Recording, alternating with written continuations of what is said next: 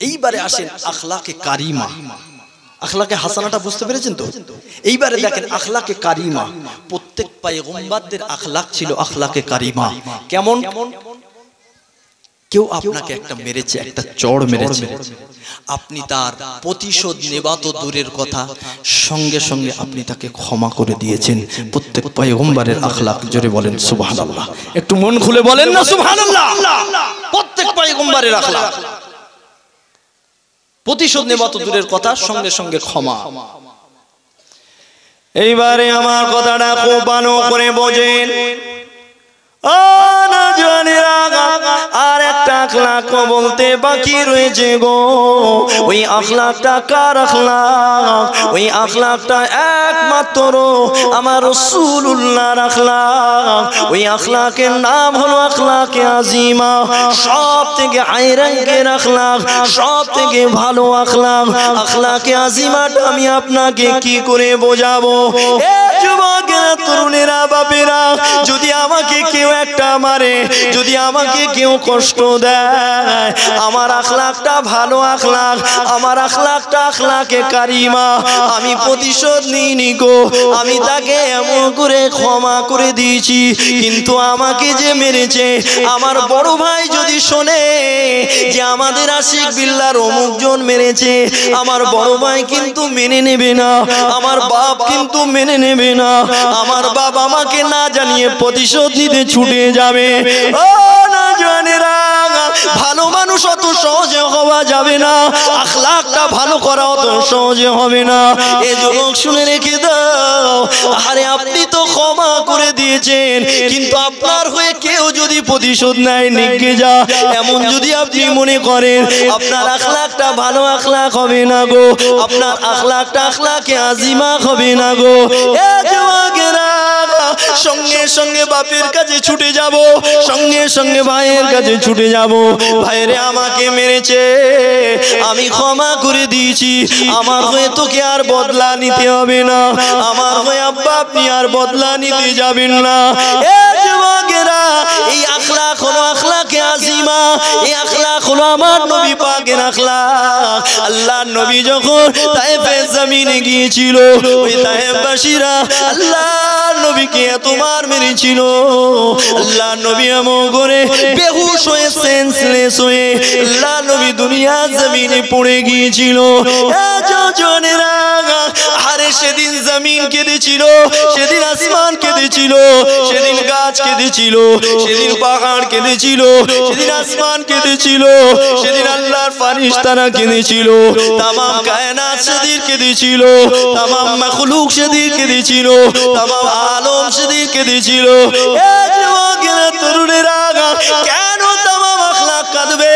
কেন তামাম মাখলুক কাঁদবে? আরে তোমার আমার নবীর মর্যাদা, তোমার আমার নবীর সম্মান আল্লাহ পাক এত বেশি দিয়েছে।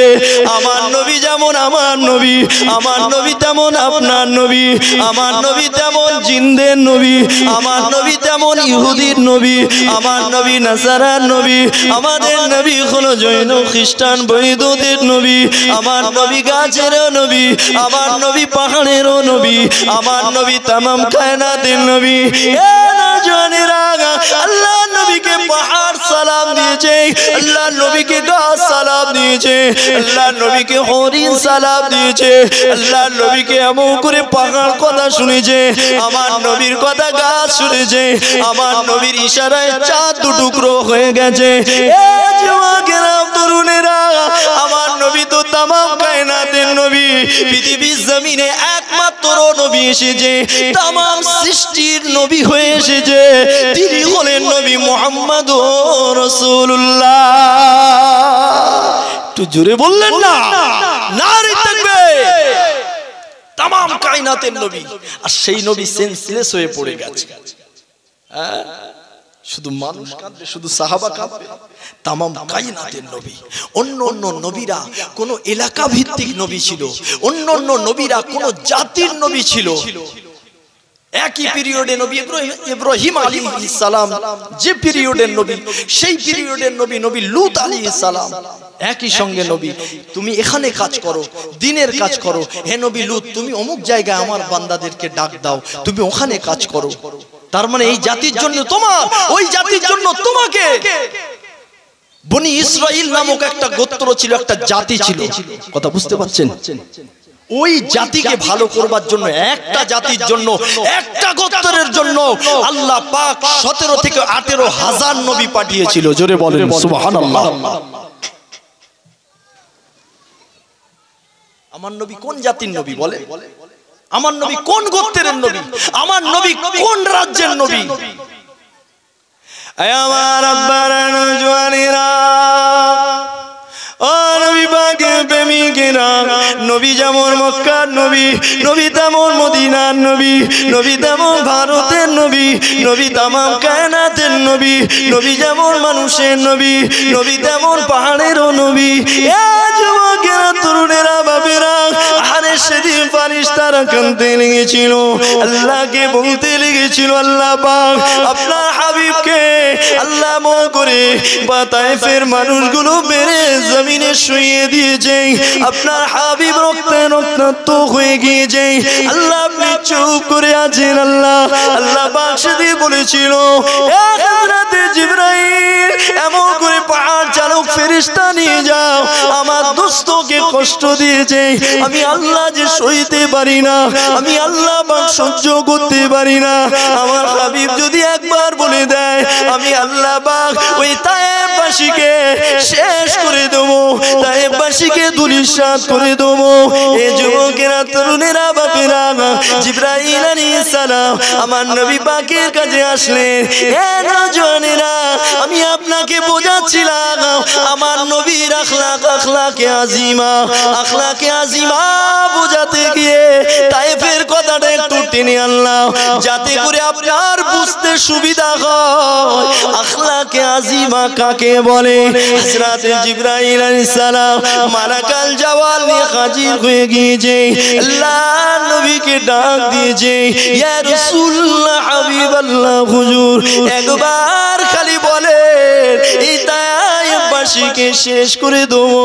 হুজুর একবার তাকিয়ে দেখেন, মালাকাল জাওয়াল এসে হাজির হয়ে গিয়েছে, সঙ্গে করে মালাকাল জাওয়াল নিয়ে এসেছি হুজুর, পাহাড় চালক ফারিস্তা নিয়ে এসেছি হুজুর।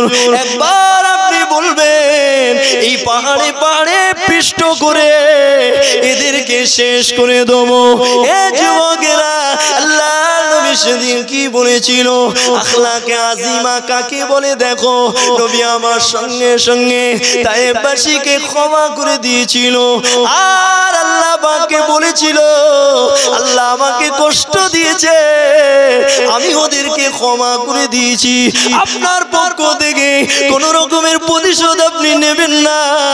এরা আজ আমাকে চিনতে পারেনি, এরা কাল আমাকে চিনবে, এদের পরের জেনারেশন ওরা আমাকে মহব্বত করবে, পিয়ার করবে, ঈমানের কালেমা পড়বে, মুসলমান হয়ে যাবে, আমি রাসূলুল্লাহকে পিয়ার করবে। একদিন এরা আমি নবী পাকের জন্য রক্ত দিয়ে দেবে, একদিন এরা ঈমানের কালেমা পড়ে পতাকা ঘোরাবে।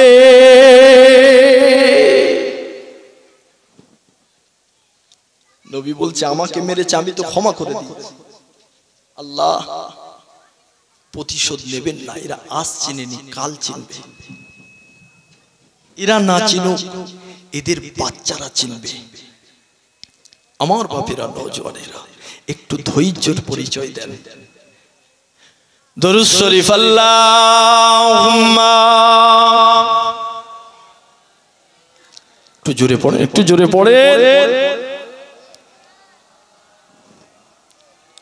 ওয়ালা আলি,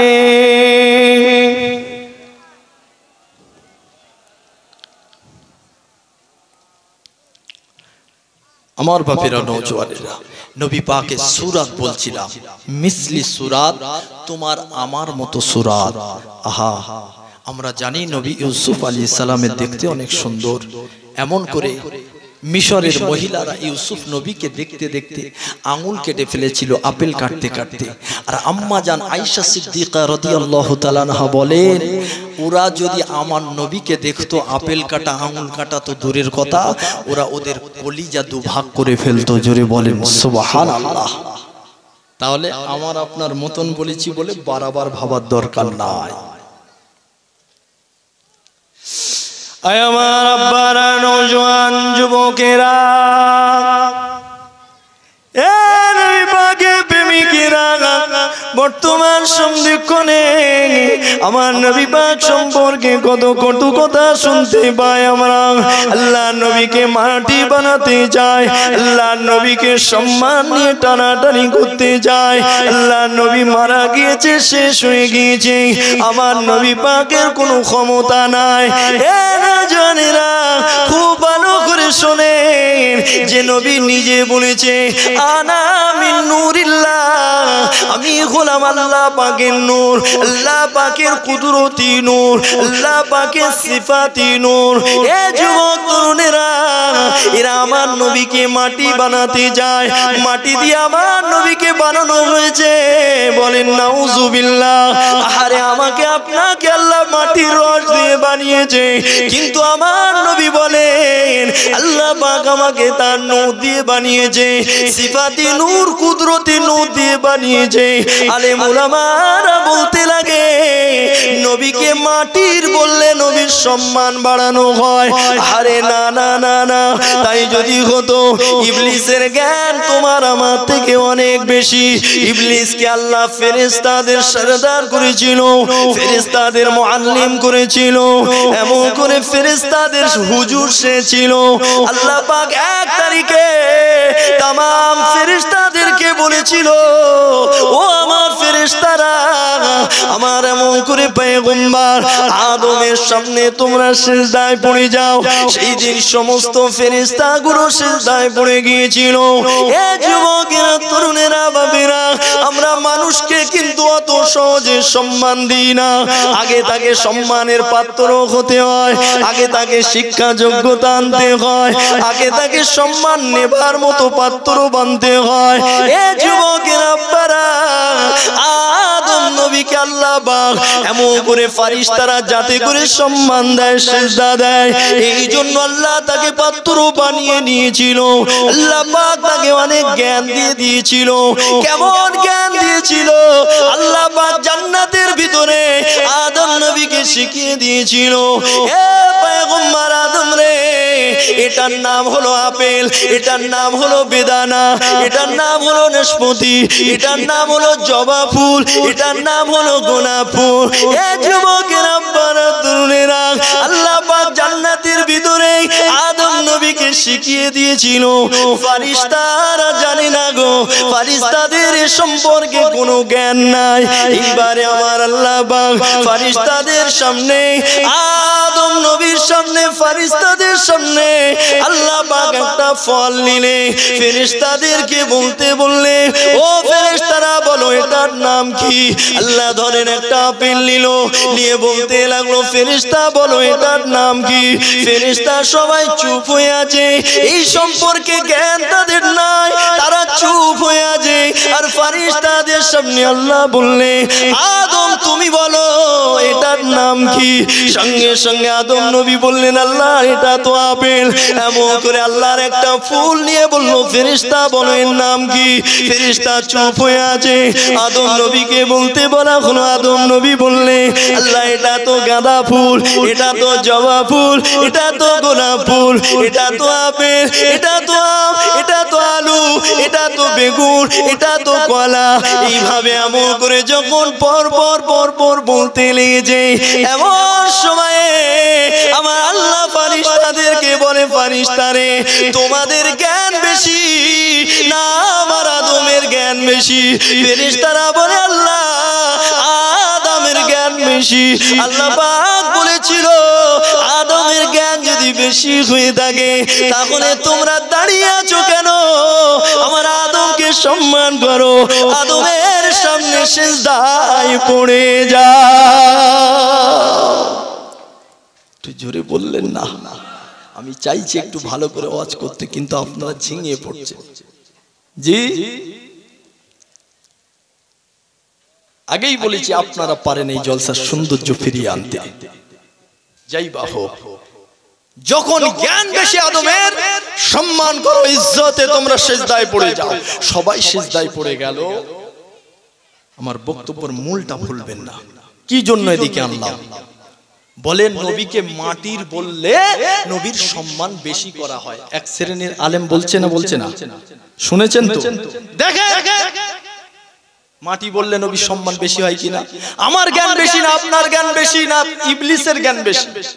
ফেরেশতাদের সর্দার ছিল, কোটি কোটি বছর সিজদা দিয়েছিল, সর্বদিক থেকে আমাদের থেকে সে বেশি ছিল। যখন সমস্ত ফেরেশতা সিজদায় চলে গেল, একজন বেটা দাঁড়িয়ে আছে। আল্লাহ বলে, কি ব্যাপার তুমি দাঁড়িয়ে? বলেছিল, আল্লাহ আমি আগুন আর মাটি, আগুন হয়ে মাটির কাছে সিজদা দেব। ও বেটার কাছে মাটির চাইতে আগুনের দাম বেশি। জোরে বলবেন না, ওর কাছে মাটির চাইতে আগুনের দাম বেশি। ওর এলেম বলছে আগুনের দাম বেশি। আর বর্তমান সমাজের মাটিতে কিছু আলেম উলামারা বলছে নূর বললে নবীর সম্মান কমিয়ে দেওয়া হয়। নূরের দাম বেশি না আগুনের দাম বেশি ভাই? তাহলে আসেন আমার নওজওয়ানেরা, যুবকেরা, ও নওজওয়ানেরা, একটু ধৈর্য আমাকে দেন, একটু ধৈর্যের পরিচয় দেন। আমি আপনাকে কিছু কথা শুনিয়ে যাব, আমার নবী সিরাত সম্পর্কে কিছু বলে যাব। এ যুবকেরা, তরুণেরা, বাবেরা, আল্লাহ পাক আমার নবীকে কুদরতি নূর দিয়ে আল্লাহ পাক বানিয়েছে। এ আমার বাপেরা, নওজওয়ানেরা, দেখো দেখো আমার নবী নূর না মাটি, একটু তুমি বুঝে নাও। যেদিন দুনিয়াটা শেষ হয়ে যাবে, যেদিন কিয়ামত শুরু হয়ে যাবে, এ যুবকেরা, তরুণেরা, ও নবী পাকের প্রেমিকেরা, আরে দুনিয়া যেদিন শেষ হয়ে যাবে, কেমন সময় দুনিয়াটা শেষ হবে? ঠিক ভোর বেলাতে, যখন মানুষের ঘুমটা খুব মজাদার ঘুম হয় গো, খুব আরামের ঘুম হয় গো। বর্তমান সময়ে আমাদের ঘরের ছেলেরা এরা শুয়ে পড়ে 11টার সময়, কিন্তু এরা ঘুমায় রাত 2টোর সময়। এতক্ষণ ধরে ফেসবুক ঘেঁটতে লাগে, হোয়াটসঅ্যাপ ঘেঁটতে লাগে, ইউটিউব এমন করে সার্চ করতে লাগে। এই যুবকেরা, আব্বারা, তরুণেরা, এরা দীর্ঘক্ষণ ফোন ঘেঁটে ঘেঁটে যখন রাত 2-3টে বাজে, তখন এদের ঘুমটা খুব চেপে আসে। তখন এরা ফোন চাইতে রেখে দিয়ে ঘুমিয়ে পড়ে। এ যুবকেরা, আব্বারা, তরুণেরা, ঠিক ভোর বেলাতে ওই ঘুমটা বড় মজাদার ঘুম হয়। আর যেদিন কিয়ামত শুরু হয়ে যাবে, সেই দিন দেখতে পাওয়া যাবে, সেই দিন শুনতে পাওয়া যাবে, ঠিক ওই ভোর বেলাতে খুব সুন্দর একটা সুর ভেসে আসতে লাগবে। এত মজাদার সুর হবে, এত মজাদার সুন্দর সুর হবে, সেই দিন মজার ঘুম আর ভালো লাগবে না। সেই দিন বিছানায় আর পেট থাকবে না, সেই দিন মাথাটার বালিশে থাকবে না। সেই দিন এখানকার মানুষগুলো মনে করবে এই আওয়াজটা কোথা থেকে আসতে লেগেছে, আওয়াজটা মালঞ্চ থেকে আসতে লেগেছে। মালঞ্চর মানুষ মনে করবে ঘটকপুকুরের দিক থেকে আওয়াজটা আসতে লেগেছে। এ যুবকেরা, তরুণেরা, গোটা পৃথিবীর মানুষ সেদিন দৌড়াদৌড়ি শুরু করে দেবে। এত সুন্দর সুর হবে, ওই সুরটা কার থেকে আসতে লাগবে? ওটা সিঙ্গার থেকে আসতে লাগবে। ফুঁকটাকে দিতে লাগবে হযরত ইসরাফিল আলাইহিস সালাম। আজও পর্যন্ত তিনি সিঙ্গারে এমন করে মুখটা লাগিয়ে আল্লাহর আরশের দিকে তাকিয়ে বসে দাঁড়িয়ে আছে। কেন কেন তিনি দাঁড়িয়ে আছে? তিনি তো বসে থাকতে পারতেন। কেন তিনি 1000 বছর ধরে তিনি কেন দাঁড়িয়ে আছে? এমন করে এই কারণে দাঁড়িয়ে আছে, আল্লাহ পাকের ইশারা যখন হয়ে যাবে, আল্লাহ পাকের হুকুম যখন হয়ে যাবে, না না এক মুহূর্ত যেন বিলম্ব না হয়ে যায়। তো আওয়াজ দেন ভাই, নারে তাকবীর। কি জন্য দাঁড়িয়ে আছে? এক মুহূর্ত যেন আল্লাহর হুকুম পালন করতে বিলম্ব না হয়ে যায়, দেরি না হয়ে যায়। একেবারে রেডি হয়ে আরশের দিকে চাতক পাখির নাই তাকিয়ে আছে। একবার ইশারা হবে, সুর শুরু হয়ে যাবে, সিঙ্গারে ফুঁক লাগিয়ে দেবে, এত সুন্দর সুর আসবে, মানুষ মাতোয়ারা হয়ে যাবে, দৌড়াদৌড়ি করবে। এত সুন্দর সুর কোথা থেকে আসছে? অনেক সময় দেখবেন এক একটা বক্তাকে আল্লাহ এত সুন্দর সুর দিয়েছে, জি আর ঘুমিয়ে থাকা যায় না। এত সুন্দর বক্তা কোথা থেকে এসেছে, চল তো দেখে আসি, উঠে পড়ে চলে যা, জি আর আল্লাহর ফেরেশতা আওয়াজ দেবে, মানুষগুলো দৌড়াদৌড়ি করবে। কিতাবে এটাও আছে, আওয়াজটা প্রথমের দিকে মজাদার হবে, কিন্তু আস্তে আস্তে তিক্ত, সহ্য করা যাবে না, তীক্ষ্ণ হয়ে যাবে, বিকট হয়ে যাবে, মানুষের সহ্য করার ক্ষমতা থাকবে না, দম ফেটে সব মারা যেতে লাগবে। কিছুক্ষণের ভেতরে দুনিয়া ওলটপালট হয়ে যাবে, মানুষগুলো সব মারা যাবে, আর আজরাইল সালাম আল্লাহর সামনে দাঁড়িয়ে যাবে। আল্লাহ সব শেষ, আল্লাহ বলবে ফেরেশতাদেরকে শেষ করে ফেলো, ওদের জানগুলো নিয়ে এসো, নিয়ে আসবে। দেখো নবী নুন না মাটি, এটা বোঝাতে গিয়ে আমি এদিকটা ঢুকলাম। শুনেন, এমন সময়ে সমস্ত ফারিস্তাদের জান কবজ হয়ে যাবে, মালাকাল মাউত আল্লাহর সামনে দাঁড়িয়ে যাবে। আল্লাহ সব শেষ, এইবারে আমি খালি দাঁড়িয়ে আছি। মালাকাল মাউত আল্লাহ বলবেন, হুকুমে ইলাহি করবেন, এ মালাকাল মাউত তুই মরে যা। আল্লাহ যেই এই কথা বলবেন, মালাকাল মাউত মারা যাবে। আর মারা যাওয়ার সময় এমন একটা বিকট আওয়াজ হবে, এমন একটা বিকট আওয়াজ করবে, ওই আওয়াজটা এত ভয়ানক হবে যে যদি আমরা তার আগে মরে না যেতাম, আমরা তার আগে সিঙ্গারের আওয়াজে যদি মরে না যেতাম, দুনিয়াবাসী যদি সিঙ্গারের আওয়াজে না মরে যেত, তো ওই আওয়াজে শেষ হয়ে যেত। কথা বুঝে আসছে ভাই? দেখেন সব শেষ। এইবারে একমাত্র হাইয়ুল কাইয়ুম আল্লাহ পাক, তিনি আগে ছিলেন, এখনো আছেন। যখন আমরা কেউ থাকবো না, আল্লাহ তখনও থাকবেন। জোরে বলেন সুবহানাল্লাহ।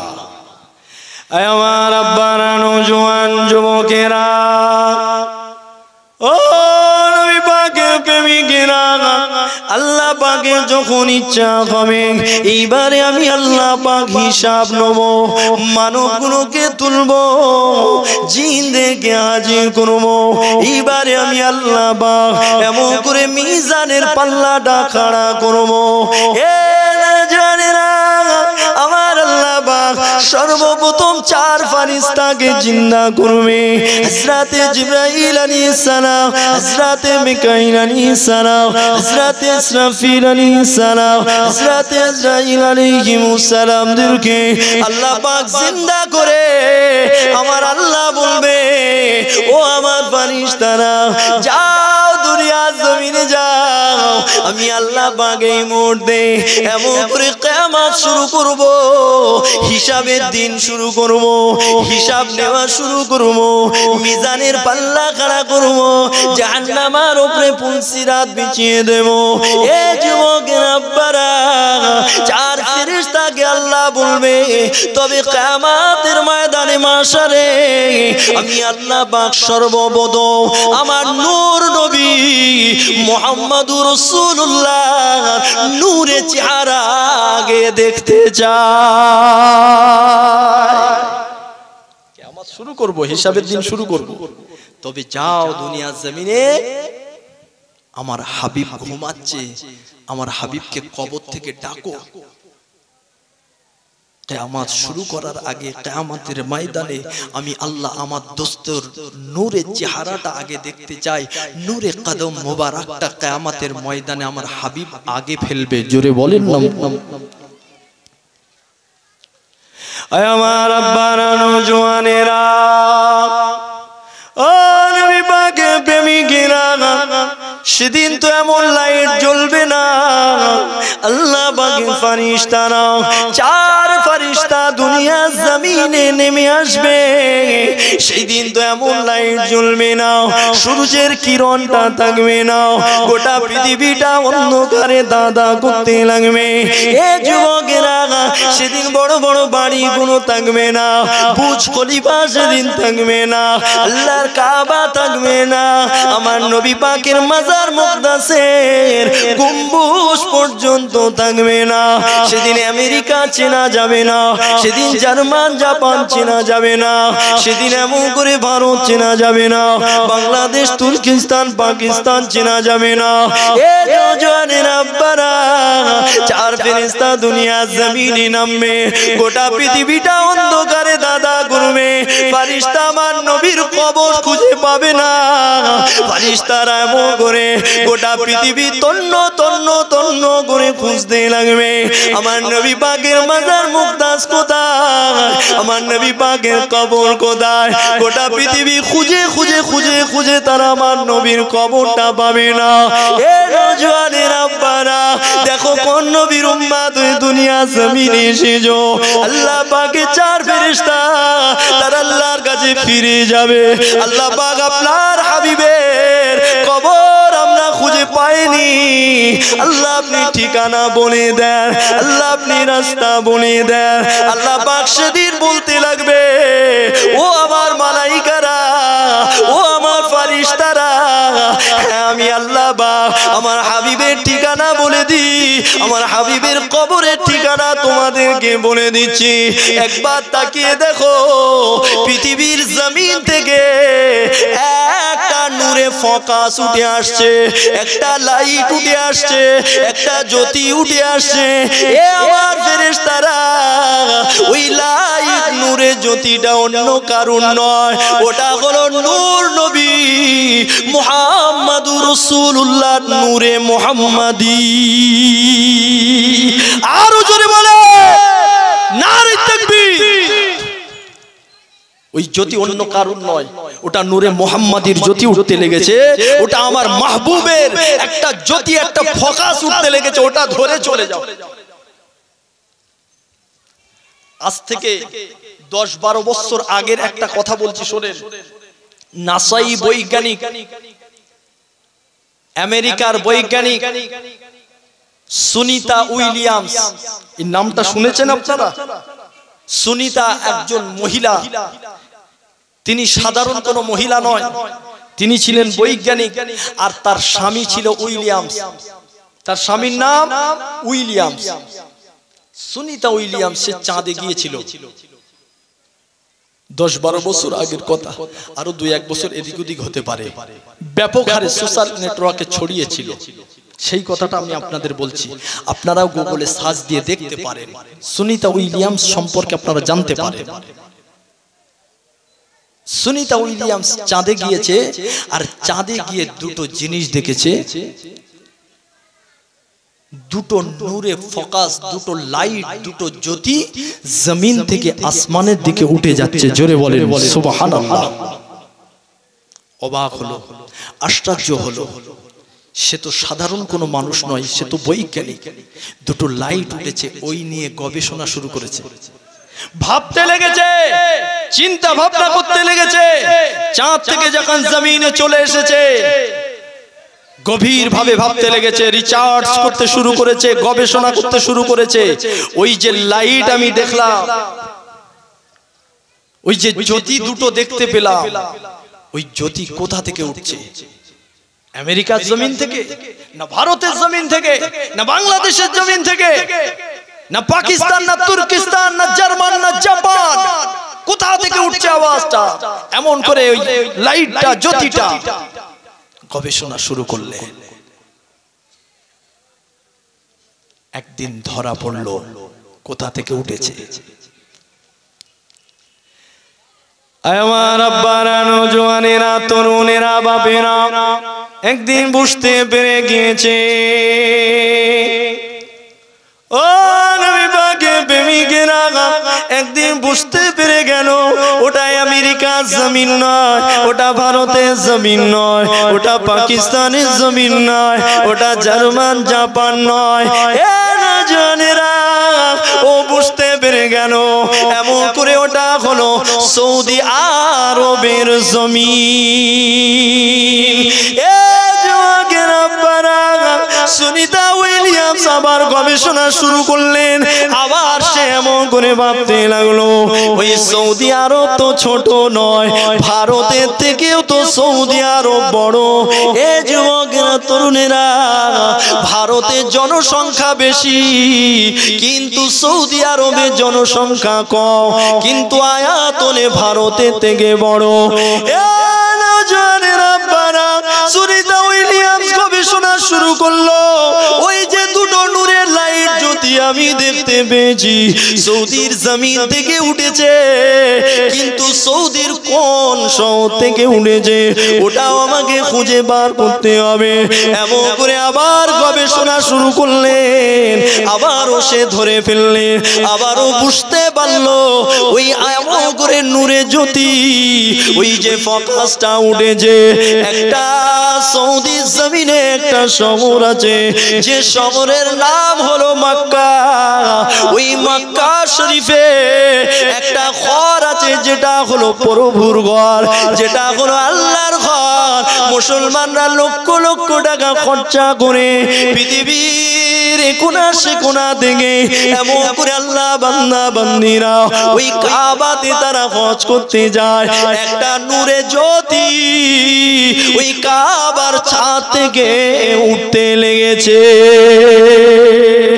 ও না জানে না আর একটা জ্যোতি কোথা থেকে উঠতে লেগেছে। এমন করে সুনিতা উইলিয়াম আবার গবেষণা করলো, আবার বুঝতে পেরে গেল আর ওই সৌদি জমিনে আরো একটা এমন করে শহর রয়েছে, যে শহরের নাম হলো মদিনা। আর ওই মদিনা জমিনে মুসলমানদের আকাশ শুয়ে আছে, মুসলমানদের ঈমান শুয়ে আছে, মুসলমানদের নয়নের পুতুলি শুয়ে আছে, মুসলমানদের কলিজা শুয়ে আছে। যার নামে গালি দিলে মুসলমান সহ্য করতে পারে না, যার নামে কটু কথা বললে মুসলমান মেনে নিতে পারে না, যার নামে গালি দিলে মুসলমান তার জন্য রক্ত তো দূরের কথা জান দিয়েও বদলা নিতে পারে।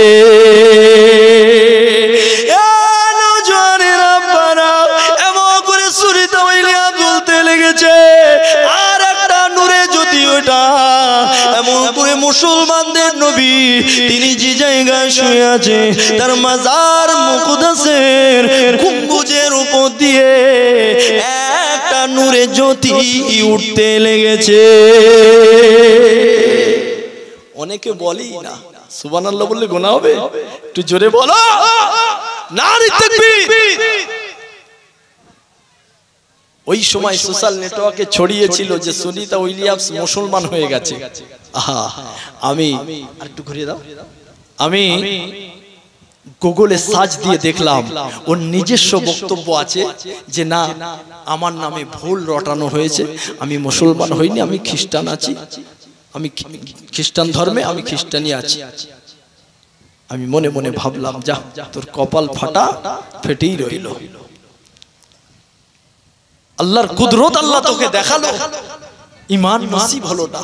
আমি আগেই বলেছি খাতামাল্লাহু আলা কুলুবিহিম, যার অন্তরে মোহর পড়ে যাবে কোনো মতেই সে ঈমান পাবে না, হেদায়েত হবে না। এইবারে আসে আল্লাহ পাক চার ফেরেশতাকে বলবে যাও, ওটা আমার দোস্তের নূর, ওটা আমার হাবিবের নূর। সুনিতা উইলিয়াম দুটো জ্যোতি দেখেছে, কিন্তু আল্লাহ বলবে একটা জ্যোতি। কেন বলেন তো? কিয়ামত যখন হয়ে যাবে কাবা থাকবে না। কথা বুঝতে পেরেছেন? কাবা মানুষের বানানো সব তছনছ হয়ে যাবে, সব শেষ হয়ে যাবে, কাবা থাকবে না তখন। আপনি আছেন বলে কাবা আছে, আপনার জন্য কাবা, কাবার জন্য আপনি নন। আপনার জন্য সূর্য, সূর্যের জন্য আপনি নন। আপনার জন্য জমিন, জমিনের জন্য আপনি নন। আপনি যতদিন থাকবেন সূর্য তার জ্যোতি দিতে বাধ্য আছে। আপনি যতদিন থাকবেন এই জমিন ফসল দিতে বাধ্য হবে। আপনি যতদিন থাকবেন গাছ ফল দিতে বাধ্য হবে। আপনি যতদিন থাকবেন বাতাস চলতে বাধ্য হবে। গোটা নিজামটা চলতে লাগবে। আপনি থাকবেন না, সব শেষ হয়ে যাবে। আল্লাহর কাবাও টিকতে পারবে না। কথা বুঝতে পেরেছেন? আপনিটাকে কেউ একজন আতর মেখে আছে আর আপনি পাশে বসে বসে সেন শুকছেন, যে আপনি নিজে আতর কেনেননি, আপনি নিজে আতর মাখেননি। আজ বর্তমান সন্ধিক্ষণ এই পিরিয়ডে ফিলিস্তিনের মা বোনেরা, আমার বাপ ভাইরা, মুসলমান ভাই ভাই, আমার নবী বলে গেছে আজকে তাদের উপরে কি অত্যাচার হতে লেগেছে। এ যুবকের আব্বারা, তরুণেরা, আল্লাহর নবী বলেছে কিয়ামতের আগে একটা দল হবে, ঈমানদার দল হবে, তাদের ঈমানের পাওয়ারফুল ব্যাপক হারে হবে, আর সেটা হলো ফিলিস্তিনের মানুষ, তার আশেপাশের মানুষগুলো। জোরে বলেন সুবহানাল্লাহ। আজ তার প্রমাণ তারা শুধু রক্ত দিয়ে নয়, তাদের কলিজার টুকরা সন্তানগুলোকে দিয়ে দেখিয়ে দিচ্ছে। এমন করে বাচ্চাগুলো তাদের বাবা মার ইন্তেকাল দেখছে, শহীদ দেখছে, বাচ্চাগুলো শহীদ হয়ে যাচ্ছে, বাপ্পাগুলো শহীদ হয়ে যাচ্ছে, বাচ্চাগুলো এতিম হয়ে যাচ্ছে। এ যুবকের আব্বারা, 1 ইঞ্চি জায়গা তারা ছাড়তে রাজি নয়। রক্ত শুধু নয়, জান দিয়ে দেব, কিন্তু আমাদের কিবলাকে বাইতুল মুকদ্দাসকে ছাড়তে রাজি নয়। জোরে বল সুবহান, আরো জোরে বল সুবহান। কি ঈমানের তাকত তাদের, কি ঈমানি মজবুত তাদের। এই একটা মানুষ লক্ষ লক্ষ টাকার মালিক, আহা 4টে সন্তান, বড় সুখের শান্তির একটা সংসার। আহা, বাপটা খালি বেঁচে আছে, স্ত্রী শহীদ হয়ে গেছে, বাচ্চা সন্তানগুলো শহীদ হয়ে গেছে, এতিমের মতো তাদের দিকে তাকিয়ে আছে।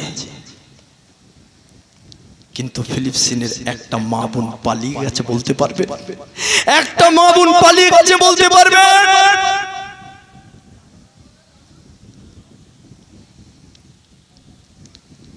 আমি আপনাকে বলছি, আতর অন্যজন মেখে আছে, আপনি সেন শুকতে লেগেছে। অন্ধকার দিয়ে আপনি হাঁটছেন, আপনার আগে আরেকজন হাঁটছে, তার হাতে লাইট আছে, সে ফোকাস মারছে, লাইট মারছে, আপনি তার জ্যোতিতে রাস্তা দেখছেন, তার হাতে লাইটের জ্যোতিতে আপনি রাস্তা দেখছেন। আপনি লাইট কেনেননি, আপনার কাছে লাইট নেই, জ্যোতি নেই।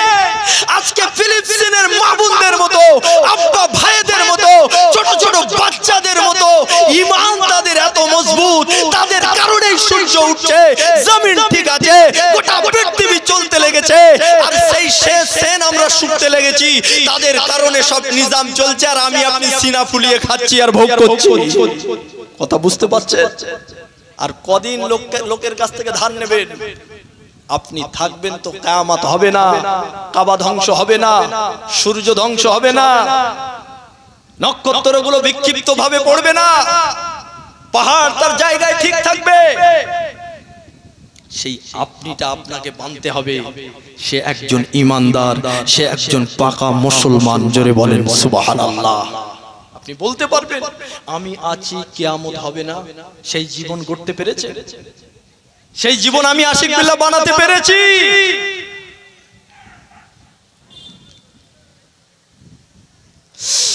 আয় আমার আব্বারা, নওজওয়ানেরা, নবী পাকের প্রেমিকেরা, আরে আমি আপনাকে কি বোঝাচ্ছিলাম? আল্লাহ নবীর কবর শরীফ আল্লাহ পাক দেখিয়ে দেবে। ও আমার ফারিস্তারা চলে যাও, আমার দোস্ত নূর উঠে আসছে, আমার দোস্তর জ্যোতি উঠতে লেগেছে, ওই যে ফোকাসটা উঠতে লেগেছে, ওটা হলো নূরে মুহাম্মাদির ফোকাস। ওই ফোকাসটা জ্যোতিটা ধরে এমন করে পৃথিবীর জমিনে নেমে যাও, আমার হাবিবের কবর দেখতে পাবে, আমার হাবিবকে জাগ্রত করবে, আমার হাবিবকে নিয়ে কিয়ামতের ময়দানে হাজির হবে। এ আমার আব্বারা, নওজওয়ানেরা, 4 ফেরেশতা ওই জ্যোতি ধরে দুনিয়া জমিনে নামবে। এ বাপেরা, যুবকেরা, আরে 4 ফেরেশতা আল্লাহ নবীর মাজারটা দেখতে পেয়ে যাবে, আমার নবীর কবরটা দেখতে পেয়ে যাবে। এমন করে দুজন পায়ের দিকে দাঁড়িয়ে যাবে আর দুজন মাথার দিকে দাঁড়িয়ে যাবে। কে নবীকে ডাকবে? আরে জিবরাইল বলবে মিকাইল ভাই তুমি নবীকে ডাকো, মিকাইল বলবে আজরাইল ভাই তুমি ডাকো, ইসরাফিল বলবে ভাই জিবরাইল তুমি নবীকে ডাক দিতে ডাকো। কেউ রাজি হবে না আল্লাহর নবীকে ডাকবার জন্য, আমার নবীকে জাগ্রত করবার জন্য। এ যুবকের আব্বারা তরুণেরা কেন কেন তারা ডাকতে রাজি হবে না?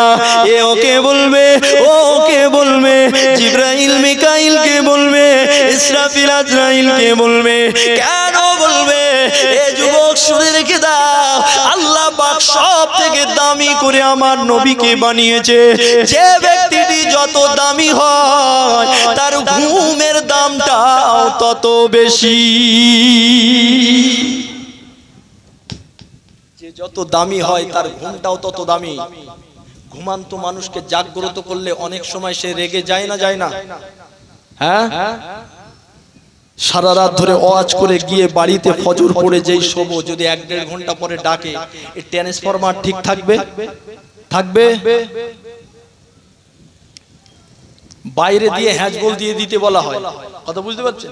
বাইরে দিয়ে হ্যাজবল দিয়ে দাও, ভিতরে সব পেশাব পায়খানার জায়গা সব আছে, লোক কেউ আসলে যেন বুঝতেই না পারে এর ভেতরে কেউ একজন ভোঁস ভোঁস করে ঘুমোচ্ছে। কথা বুঝতে পেরেছেন? কেন বলেন তো? ওই সময় ঘুমটা খুব দরকার, খুব প্রয়োজন। মাসের পর মাস যখন জাগা হয়, দিনের বেলা না ঘুমলে তো অবস্থা খারাপ হয়ে যাবে। জি, তো আমাদের ঘুমের যদি এত দাম হয়, বাইরে থেকে হ্যাজবল দিয়ে রাখো, কেউ যেন বুঝতেও না পারে, কেউ যেন না ডাকে, কেউ যেন চিল্লা চিল্লিও না করে। সব থেকে দামি যিনি, তিনি ঘুমাচ্ছেন, তাকে ডাকতে এসেছে, কি করে ডাকবে? নবী যেদিন মেরাজে গিয়েছিল সেদিন জিবরাইল এসে দেখেছিল, আমার নবীকে নিতে এসেছিল, এসে দেখলেন নবী ঘুমাচ্ছে। কি কায়দায় নবীকে ডাকবে? আল্লাহকে জিজ্ঞাসা করলেন, আল্লাহ কিভাবে নবীকে ডাকবে? আল্লাহ শিখিয়ে দিয়েছিল, জিবরাইল তোমার শরীরে অঙ্গ প্রত্যঙ্গের ভিতরে দামি কোনটা বলো? জিবরাইল বললেন দামি হলো আমার এই জবান, আমার জিহবা। আল্লাহ বলে দেরি করো কেন, তোমার জিব আর আমার হাবিবের কদম চাটতে লেগে যাও। জোরে হবে না সুবহানাল্লাহ? একটু মন খুলে হবে না? জিবরাইল দেখছে আজকে নবীকে কি করে ডাকবো, আর ডাকলে যদি রাগান্বিত হয়, ওর থেকে আমি ডাকবো না, ভাই তুই ডাক। আয় আমার আব্বারা, নওজোয়ান যুবকেরা, তরুণেরা, হযরত জিবরাইল আলাইহিস সালাম নবীকে ডাকতে রাজি হয় না, মিকাইল নবীকে ডাকতে রাজি হয় না, আজরাইল আলাইহিস সালাম নবীকে ডাকতে রাজি হয় না। এমন সময় দেখতে পাওয়া গেল 3 ফেরেশতা একটা দিকে চলে যাবে, জিবরাইল একা দাঁড়িয়ে থাকবে। আপনি যদি কাউকে একা গিয়ে একটা কাজের আদেশ করেন, একটা হুকুম যদি আপনি একা করেন, আপনার কথাটা সে নাও মেনে নিতে পারে, কিন্তু 10 জন মিলে গিয়ে যদি আপনি একটা কাজ দেন, 100 জন মিলে গিয়ে যদি একটা কাজ দেন, সেই ব্যক্তিটি ওই কাজটা করতে বাধ্য হয়ে যায়। ও না জানেরা, তাই 3 ফেরেশতা আলাদা হয়ে যাবে, যুক্তি করতে লাগবে। ও ভাই ইসরাফিল, জিবরাইলকে দায়িত্ব দাও। ও ভাই আজরাইল, জিবরাইলকে দায়িত্ব দাও। কেন আল্লাহ নবী যখন দুনিয়ায় ছিল, জিবরাইল আলাইহিস সালাম বারবার নবীর কাছে আসতো, আল্লাহ নবীর পাশে বসে বসে বসে অনেক কথাবার্তা বলতো, অনেক আলোচনা করতো। এ যুবকেরা, তরুণেরা, জিবরাইল যখন নবীর কাছে আসতো, লা ইলাহা ইল্লাল্লাহর হুকুমে নবীর কাছে আসতো, আর যখন যেত মুহাম্মাদুর রাসূলুল্লাহর হুকুমে। একটু জোরে হলো না? লা ইলাহা ইল্লাল্লাহর হুকুম আল্লাহর হুকুমে আসতো, আর মুহাম্মাদুর রাসূলুল্লাহর হুকুমে যেত। নবী ইশারা না করলে, নবী যেতে না বললে পাশে বসে যেত, পাশে বসে থাকতো। নবী বলবে তারপরে যাও। আহা, কি সম্মান, কি ইজ্জত আল্লাহ আমার নবীকে দিয়েছে। যখন তিন ফেরেশতা বলবে যে ভাই জিবরাইল তুমি দায়িত্বটা নাও, নবীর সঙ্গে তোমার আলাদা সম্পর্ক, অনেক দিনের সম্পর্ক, নবীর পাশে তুমি বসতে, নবীর সঙ্গে কথা বলতে, তাই আজকে তোমাকে আমরা তিনজন মিলে দায়িত্বটা দিয়ে দিলাম। কি মাকাম আলা নবী পেয়েছি দেখে। আসেন আমার আব্বারা, নওজওয়ানেরা, তরুণেরা, আল্লাহ নবী তোমার আমার জন্য কত কষ্ট করেছে। আর যেদিন নবী পাককে ডাকা হবে, কিয়ামতের দিন নবীকে জাগ্রত করা হবে, সেদিন নবী তোমার আমার জন্য কি বলবে? এ না জানেরা, আল্লাহ নবী যেদিন দুনিয়া জমিনে এসেছিল, আম্মা জান আমেনা বলতে লেগেছে, ছোট্ট শিশু মুহাম্মদুর রাসূলুল্লাহ সিজদায় পড়ে গিয়ে হাবলি উম্মতি উম্মতি উম্মতি বলে কেঁদেছেন। তারপরে আমি দেখলাম মুহাম্মদ উঠে পড়লো, মুহাম্মদ বসে একটা হাত নিচেতে দিল, একটা হাত জমিনে দিল, আর একটা হাত আসমানের দিকে এমন করে তুলেছে, আর কচি কচি জবানে বলতে লেগেছে আল্লাহু আকবার কবীরা, আল্লাহু আকবার কবীরা। এ যুবকেরা, তরুণেরা, আল্লাহর নবী যেন বোঝাতে চাইলো আমি নবী মুহাম্মদুর রাসূলুল্লাহ আল্লাহর পক্ষ থেকে দুনিয়া জমিনে এসেছি দুনিয়াবাসীকে আল্লাহর পরিচয় ঘটাতে। এ যুবকেরা, তরুণেরা, ও নবী পাকের প্রেমিকেরা, আল্লাহর নবী আস্তে আস্তে যত বড় হলো, নবী উম্মতের প্রেম বাড়তে লাগলো, উম্মতের নাজাতের চিন্তায় চিন্তিত হতে লাগলো। দিনের বেলা যেমন কেঁদেছে, রাতের বেলা তোমার আমার নাজাতের জন্য চোখের পানি ফেলেছে। নবী যেমন সুস্থ অবস্থায় তোমার আমার জন্য কেঁদেছে, তেমন অসুস্থ অবস্থায় তোমার আমার জন্য কেঁদেছে। এ না জানেন তরুণেরা, নবী আমার দুনিয়া জমিনের উপরে যেমন তোমার আমার নাজাতের চিন্তা করেছে, বিশ্ব নবী আমার 7 তাবাক আসমান পার করে সিদরাতুল মুনতাহা বেদ করে 70,000 নূরে পর্দা বেদ করে আল্লাহর আরশে আজিমে যখন চলে গেল, আরে সুম্মা দানা ফাতাদাল্লা ফাকানা কাবা কাউসাইনি আও আদনা। আল্লাহ বলে আমি আমার দোস্তের সঙ্গে, আমি আমার মাহবুবের সঙ্গে, আমি আমার হাবিবের সঙ্গে এতটা কোলের ভিতরে দিয়ে আমি আল্লাহ পাক আমার দোস্তের সঙ্গে আলোচনা করেছি, আমি আল্লাহ আমার হাবিবের সঙ্গে কথা বলা বলি করেছি। এ না জানেরা, নবী দুনিয়া জমিনে তোমার জন্য যেমন নাজাতের চিন্তা করেছে, আরে আল্লাহর কোলের ভিতরে বসে, আল্লাহর কাছাকাছি বসে নবী তোমার আমার নাজাতের চিন্তা করেছে। আরো জোরে বলো, সর্ব অবস্থায় তোমার আমার চিন্তা করেছে। আর যেদিন কবর থেকে তোলা হবে কিয়ামতের ময়দানে, সেদিন কি বলবে? আল্লাহর পাশে বসে নবী বলছে আল্লাহ দিদার তো আমার হয়ে গেল, এইবারে আমি যখন জমিনে যাব, আমার পাগল পাগল সাহাবাগুলো, আমার আবু বকর বলবে হুজুর একা করে, একা দিদার করে গেল, আমাদের দিদার কি হলো? আল্লাহ বলেছিল হাবিব তোমার সঙ্গে একবার দিদারের ব্যবস্থা করেছি, একবার দিদার চলছে, তোমার উম্মতের জন্য দিনে 5 বারের ব্যবস্থা আছে। জোরে বলেন সুবহানাল্লাহ, আরো জোরে বলেন। উম্মতের নাজাত কি হবে, উম্মতের নাজাত কি হবে? দেখেন আল্লাহ কি বলছে, আরে কি নবী পেলাম, সেই নবীকে 40 বছরেও চিনতে পারলাম না, মাত্র 60 থেকে 70 বছর হয়তো তোমার আমার জীবন, তার ভিতরে 40টা বছর কেটে গেল, এখনো আমার নবীকে চিনতে পারলাম না, যে নবী তোমার আমার জন্য সারাটা জীবন কেঁদে কেঁদে কাটালো, তোমার আমার নাজাতের চিন্তা করলো। আজ সেই নবীর জীবন আদর্শ, সেই নবীর সুন্নাত তোমার আমার ভিতরে কটা রাখতে পেরেছি গো, কটা সুন্নাতের পায়রাবি করতে পেরেছি গো। এ না জানেরা, তরুণেরা, এ নবী পাকের প্রেমিকেরা, আরে কেমন করে আমার নবী পাক আল্লাহর পাশে বসে আছে। আল্লাহ পাক সেদিন আমার নবীকে বলেছিল, আয় আমার দোস্ত রে, আয় আমার হাবিব রে, আমি আল্লাহ পাক প্রত্যেকটা পয়গম্বরকে একটা একটা একটা একটা একটা একটা করে এমন করে কবুলিয়াতে দোয়া করতে বলেছিলাম, মুস্তাজাবুদ দাওয়া দোয়া দিয়েছিলাম। এ আমার পয়গম্বরেরা, একটা করে দোয়া তোমরা আমার কাছে করবে, আমি আল্লাহ পাক ওয়াদা করছি তোমাদের ওই দোয়াটা আমি আল্লাহ কবুল করে নেব। ও আমার দোস্ত গো, আমি আল্লাহ পাক ওই অফারটা তোমাকেও দিতে চাই। সবাইকে দিয়েছি, আমি আল্লাহ তোমাকে দেবো না, এটা তো হতে পারে না। এমন করে নবী সুলাইমান, এমন করে নবী সুলাইমান প্রাণীদের সঙ্গে কথা বলতো, আমার নবীও কথা বলেছিল।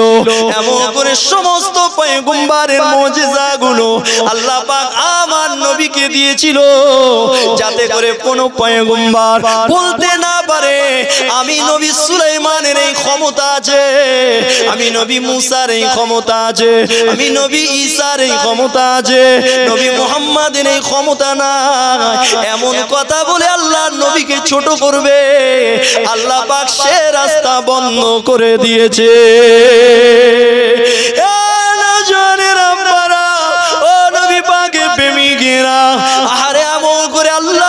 বসে আছেন নবী আরশে আজিমের উপরে, এই কথাটা মনে রাখেন। আর 4 ফেরেশতা কবরের সামনে দাঁড়িয়ে আছে, নবীকে জাগ্রত করবে, এই কথাটাও মনে রাখেন। মাঝখানে নবী সুলাইমান আলাইহিস সালামের মুজিজা আমার নবীর ছিল কিনা একটু আপনাকে বলে দিই। আল্লাহর নবী বসে আছেন ওই মক্কার জমিনে, এমন করে এক ইহুদি এসে হাজির হয়ে গেছে গো। এ যুবকেরা, আল্লাহ পাক কোরআনে জানিয়েছে, ইয়া আইয়ুহাল্লাযীনা আমানু লা তাত্তাখিযুল ইয়াহুদা ওয়ান নাসারা আউলিয়া বা'দুহুম আউলিয়াউ বা'দ। ও আমার ঈমানদার মুমিন মুসলমানেরা, ও আমার বান্দা বান্দীরা, এই ঈমানদারেরা, আমি আল্লাহ তোমাদেরকে নিষেধ করলাম, লা তাত্তাখিযুল ইয়াহুদা, না না না, ইহুদি নাসারাদেরকে বন্ধু মনে করবে না। আমি আল্লাহ পাক তোমাদের নিষেধ করলাম, ওরা যখনই সুযোগ পাবে তোমাদেরকে ছবল দেবে, তোমাদের উপরে অ্যাটাক করবে। এ যুবক শুনে রেখে দাও, আল্লাহ জানিয়ে দিয়েছে বাদুহুম আউলিয়াউ বা'দ। এমন করে আল্লাহ বলে ওরা তোদের বন্ধু নয়, বরং ওরা একে অপরের বন্ধু। আজ বর্তমান সন্ধিক্ষণে ফিলিস্তিনের উপরে যারা অত্যাচার চালাচ্ছে কঠোর ভাবে, ওরা হলো ইহুদির জাত, ওরা হলো নাসারার জাত। এ যুবকের আব্বারা তরুণেরা, ওই ইহুদিরা সর্বপ্রথম থেকে এই মুসলমানদের উপরে হিংসা করতে আছে, মুসলমানদের শত্রু হয়ে আছে। আল্লাহর নবীকে আতুর করে মেরে দেবার প্ল্যান করেছিল, ওটাও ছিল ইহুদির বাচ্চারা।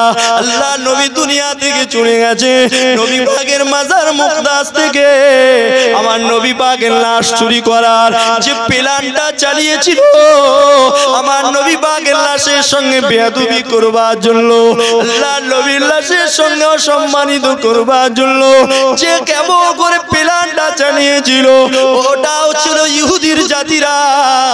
এ যুবকের আব্বারা তরুণেরা, তাই তোমাদের পায়ে ধরে বলে যায়, ইহুদির চাল চলন যেন তোমার মতো না হয়, তাদের মতো যেন তোমার চাল চলনটা না হয়ে যায়, তাদের আখলাক যেন তোমার ভিতরে না আসে, তাদের স্টাইল যেন তোমার ভিতরে না আসে।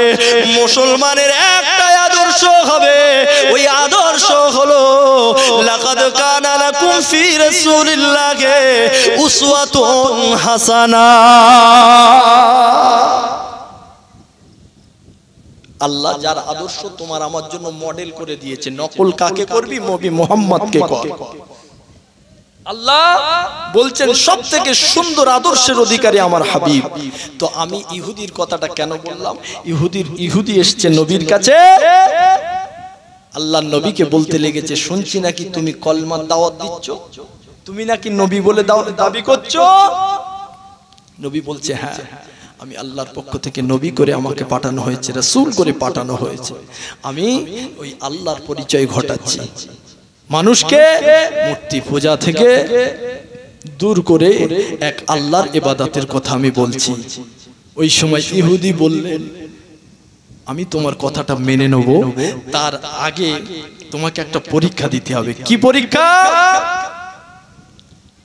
আমার এই ঝোলার ভিতরে, ব্যাগের ভিতরে একটা গুয়ে সাপ আছে, এই সাপ যদি তোমাকে নবী বলে মেনে নেয়, তুমি যে নবী ও যদি সাক্ষ্য দেয়, আমি তোমাকে নবী বলে মেনে নেব। জোরে বলেন সুবহান।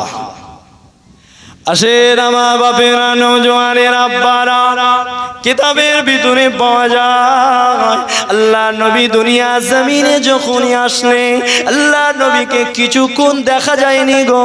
আল্লাহ নবীকে সাদা কাপড় দিয়ে মুড়ে দেওয়া হয়েছিল। এমনও কথা এসেছে আম্মা জান আমিনার ঘরটা যেন কুয়াশায় ভরে গেছে, আল্লাহ নবীকে দেখা যায় না। আল্লাহ পাক ওই সময় ফেরেশতাদেরকে বলেছিল, ও আমার ফেরেশতারা, আমার হাবিবকে আমি আল্লাহ পাক तमाम কায়নাতের নবী করেছি, तमाम মাখলুকের নবী করেছি, तमाम সৃষ্টির নবী করেছি। ও আমার ফেরেশতারা, আমার হাবিবকে तमाम কায়নাতের সঙ্গে সাক্ষাৎ করিয়ে দাও। तमाम কায়নাত জানো আমার হাবিবের নামটাও জানে, আর আমার হাবিবকে তারা যেন চেনে। আমার হাবিব সম্পর্কে तमाम কায়নাত যেন অবগত হয়ে যায়। তেমন করে সাত আসমান জমিনের ভিতরে যত যা কিছু আছে সবার সঙ্গে আমার হাবিবের এমন করে সাক্ষাৎ করিয়ে দাও। এ যুবকের আব্বারা, তরুণেরা, তাই আমার রাসূলুল্লাহকে সবাই চেনে কিনা দেখে। আল্লাহ নবী মদিনার নবাবিতে বসে আছে, আল্লাহ নবীর কাছে খবর এসেছে, ইয়া রাসূলুল্লাহ, হাবিবাল্লাহ, হুজুর, হুজুর একটু আমাদের বাড়িতে চলে। আল্লাহ নবী বলে, কেন, কি হয়েছে? ওই সময় ওই ব্যক্তি বলেছিল, ইয়া রাসূলুল্লাহ, হাবিবাল্লাহ, আমার একটা খেজুরের বাগান আছে, ওই বাগানের ভিতরে একটা ঘোড়া পাগলা হয়ে গেছে, ওই বাগানে কাউকে ঢুকতে দেয় না।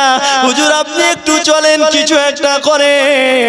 আল্লাহ নবী বলেছিল, এ যুবকের আব্বারা, তরুণেরা, আল্লাহ নবী আবু বকরকে সঙ্গে নিয়ে নবী আমার যেতে লাগলেন। আবু বকর বলেছিল, ইয়া রাসূলুল্লাহ, হাবিবাল্লাহ, হুজুর আপনি যাবেন না। ওই পাগলা ঘোড়া যদি আপনার গায়েতে এমন করে এসে পড়ে, আপনার উপরে যদি ঝাঁপিয়ে পড়ে, হুজুর আপনার যদি ক্ষতি হয়ে যায়, আমরা সইতে পারবো না, সহ্য করতে পারবো না। এ রাজানেরা, আল্লাহ নবী সেদিন বলেছিল, ও বাবা আবু বকর, চিন্তা করো না, চলো চলো দেখি কি হয়। আল্লাহ নবী আগে আগে গেলেন। ওই বাগান যখন চলে এলো, বিশ্ব নবী আমার আগে আগে প্রবেশ করলো। যখনই বাগানের ভিতরে আল্লাহ নবী প্রবেশ করেছে, ওই পাগলা ঘোড়াটা আল্লাহ নবীর দিকে দৃষ্টি আকর্ষণ করেছে। কিতাবে পাওয়া যায় হযরত আবু বকর বলতে লাগে, আমি আবু বকর দেখতে লাগলাম ওই পাগলা ঘোড়াটা আমার নবীর দিকে দুরাত বেগে ছুটতে লাগলো। আল্লাহ নবীর কাছে এসে আমার নবী পাকের নূরে কদমে সিজদায় পড়ে গেছে। একটু জোর করে বলা গেল না? আবু বকর অবাক, ইয়া রাসূলুল্লাহ, হাবিবাল্লাহ, এই পাগলা ঘোড়ার পাগলামো ভালো হয়ে গেল। এই পাগলা ঘোড়া আপনাকে চেনে হুজুর? আল্লাহ নবী সেদিন মুচকে হেসে বলেছিল, আবু বকর, এই পাগলা ঘোড়ার কথা শুধু বলছো? এই পাগলা ঘোড়া শুধু নয়, আল্লাহ পাকের तमाम সৃষ্টি আমি মুহাম্মাদুর রাসূলুল্লাহকে সবাই চেনে। জোরে বলেন সুবহান। তাই তো বিশ্ব নবী পাহাড়ের গায়ে একটু সেটে দাঁড়ালেন, একটু লুকাতে চাইলেন, সঙ্গে সঙ্গে পাহাড় নরম হয়ে গেল, নবীকে যেন ভিতরের দিকে ঢুকিয়ে নিল। জোরে বলেন সুবহানাল্লাহ। নবী বলল, আবু বকর, এই পাগলা ঘোড়া শুধু নয়, আল্লাহ तमाम কায়নাত, तमाम সৃষ্টি আমি নবী মুহাম্মদুর রাসূলুল্লাহকে চেনে। জোরে বলেন সুবহান। আর এই ইহুদি এসেছে নবীকে পরীক্ষা করতে। কি বুঝলেন হুজুর? মুহাম্মদ, আমার এই থলের ভিতরে একটা সাপ আছে, ও যদি বলে আপনি নবী, তো আমি এক্ষুনি আপনার হাতে হাত দিয়ে কলমা পড়ব। আহা, নবী তো ওই গুয়ে সাপেরও নবী। নবী যেমন জমিনের নবী, নবী তেমন গুয়ে সাপেরও নবী। নবী যেমন তোমার আমার নবী, নবী তেমন গুয়ে সাপেরও নবী। গুয়ে সাপ কি জানে না? আল্লাহর নবী বললেন গুয়ে সাপ লাব্বাইকা সাদাইকা ইয়া রাসূলুল্লাহ বলে এমন করে নবীর সামনে হাজির। জোরে বলে, এই জোরে বলে, হুজুর আমি হাজির, আপনি বলেন আমি কে একটু বলে দাও তো, আমি কে? আপনি তো হলেন সাইয়্যিদুল মুরসালিন, আপনি তো রাহমাতুল লিল আলামিন। জোরে বলেন সুবহানাল্লাহ। আপনি তো আখিরি জামানার নবী, আপনি তো নূর নবী মুহাম্মদুর রাসূলুল্লাহ। জোরে বলেন সুবহানাল্লাহ। ইহুদি অবাক হচ্ছেন, আরে গুয়ে সাপ কথা বলছে আরবি জবান, আরবিতে কথা বলছে। যখন কথা বলছে তখন নবী বলছে, যখন বলছে কথা তখন আমি আর একটু বলাই। এই ইহুদি শোনো, আমি আর একটু বলাই। এ গুয়ে সাপ তুমি কার ইবাদত করো? গুয়ে সাপ তুমি কার ইবাদত করো? গুয়ে সাপ তখন বলছে কি জানেন? আল্লাযী ফিস সামাই আরশুহু ওয়াফিল আরদি সুলতানুহু ওয়াফিল বাহরি সাবিলুহু ওয়াফিন নারি আযাবুহু ওয়াফিল জান্নাতি রাহমাতুহু। এই কটা কথা আরবি জবানে গুয়ে সাপ বললেন। আসেন আমার বাপেরা, নওজোয়ান যুবকেরা, তরুণেরা, ওই বাগে প্রেমিকেরা, গুয়ে সাপ সেদিন কি বলেছিল? ইয়া রাসূলুল্লাহ হাবিবাল্লাহ হুজুর আল্লাযী ফিস সামাই আরশু, হুজুর আমি যার ইবাদত করি তার আরশ হচ্ছে সাত আসমানের উপরে। হুজুর আমি যার ইবাদত করি এমন করে তার বাদশাহী হচ্ছে দুনিয়া জমিনে। হুজুর আমি যার ইবাদত করি তার রাস্তা হচ্ছে দরিয়ার উপরে। হুজুর আমি যার ইবাদত করি তার ক্রোধ তার রাগ হলো জাহান্নামের ভিতরে। হুজুর আমি যার ইবাদত করি তার দয়া হলো জান্নাতের ভিতরে। ইহুদি অবাক হয়ে গিয়ে আমার রাসূলুল্লাহর হাতে হাত দিয়ে ঈমানের কলেমা পড়ে মুসলমান হয়ে গেল। জোরে বলেন সুবহানাল্লাহ।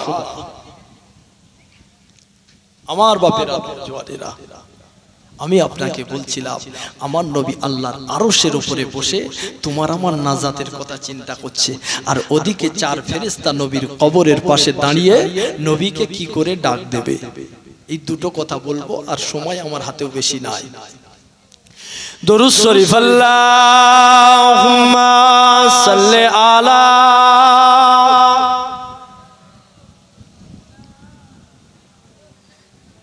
ওয়ালা আলি সাইয়্যিদিনা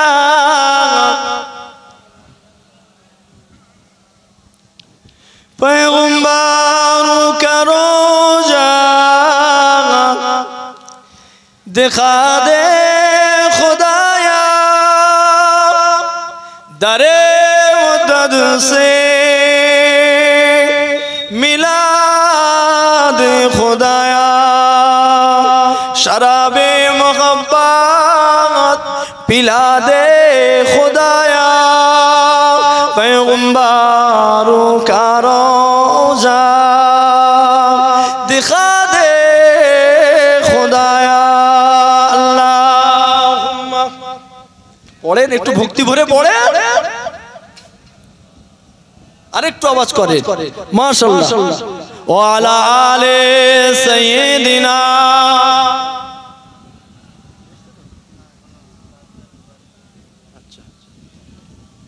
सदाए मग़शर में लबई लबई जहाँ उम्मतों ने पुकारा मोहम्मद हमें जानो दिल से प्यारा मोहम्मद के हम हैं हमारा मोहम्मद জবান খুলে পড়েন, একটু জবান খুলে পড়েন।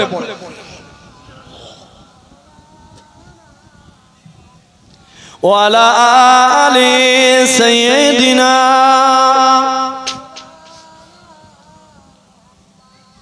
আমার বাপেরা, নওজওয়ানেরা, আল্লাহ পাক বলেন হাবিব প্রত্যেক পয়গম্বরকে আমি আল্লাহ পাক যে মুজিজা দিয়েছি তা তোমাকে দিয়েছি, তোমাকে আমি ছোট করতে চাই না, কেউ তোমাকে ছোট করুক আমি আল্লাহ বরদাস্ত করব না।